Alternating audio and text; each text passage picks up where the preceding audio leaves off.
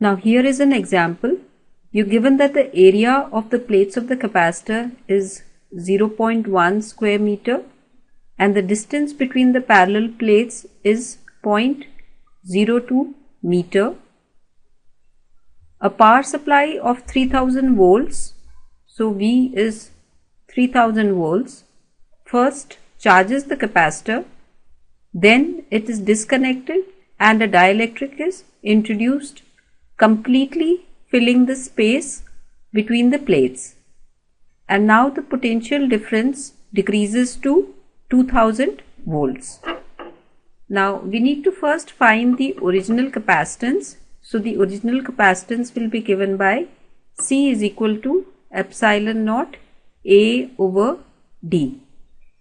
Now you can put the values. You know the value of epsilon naught. This is a constant which is 8.85 into 10 to the power minus 12 farad per meter times the area, which is 0.1 square meter, over the distance, which is 0.02 meter.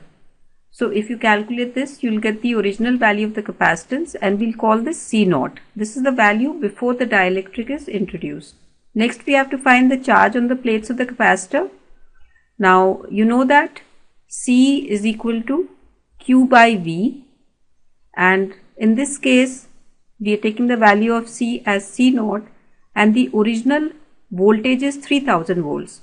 So we'll take V naught as 3000 volts and this gives us Q equals C naught times V naught, and once you've found the value of C naught in part A, you can substitute that over here. So that is the value of C naught and you multiply it with 3000 volts to give you the charge in coulombs. And we'll call this Q naught because this is the original charge on the plates of the capacitor. This is Q naught. The third part is to find the capacitance after the dielectric is introduced. The new capacitance is given by Q over V. V is the new voltage, which is 2000 volts, and Q remains Q naught. See, when a dielectric is introduced, after disconnecting a battery, the dielectric is introduced, then Q does not change. Q remains the same. But if the battery stays connected, when a dielectric is introduced between the plates of the capacitor, then Q changes because charge can flow from the battery, and in this case V remains the same. Whereas if you disconnect the battery and then introduce the dielectric, then Q remains the same and V will change. So now since we know Q naught and we found Q naught in the previous part of the question, we can put that value of Q naught over here. We know V as 2000 volts. So you can calculate the value of C. So which means you will be able to do part C of the question. Next, let's look at the next part. Next we need to find the dielectric constant K. You know that the new capacitance on introducing the dielectric is dielectric constant kappa times C naught.